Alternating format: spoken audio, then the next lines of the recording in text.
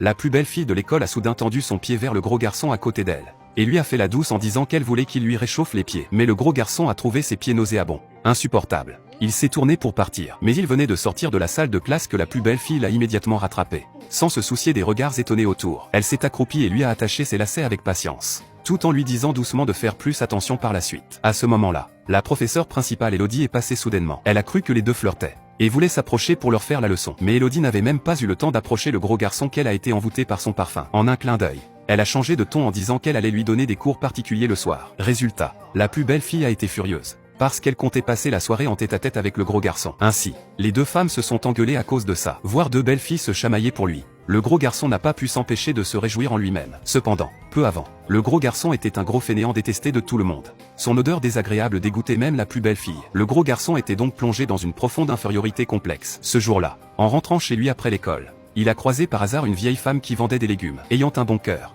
il voulait aider la vieille en achetant chez elle. Mais son odeur était tellement forte que même la vieille femme le trouvait désagréable. Mais vu que le gros garçon était simple et honnête, la vieille femme lui a offert un flacon de parfum, en lui expliquant que ce n'était pas un parfum ordinaire. Dès qu'on sent parfume, les filles tombent follement amoureuses de toi. Le lendemain, le gros garçon est arrivé à l'école plein d'espoir. Mais personne ne l'a pris en compte. Il a pensé que la vieille femme l'avait tué. Mais c'est quand il est passé devant le bureau de la plus belle fille que son regard est resté fixé sur lui. Ensuite, elle l'a invité chaleureusement à s'asseoir. Il n'y avait plus la moindre dégoût dans ses yeux. Elle n'a même pas pu s'empêcher de toucher le gros garçon avec son pied de manière intime. Mais le gros garçon a pris la fuite sans hésiter. Ce parfum magique utilisé sur le gros garçon, c'était vraiment un gaspillage.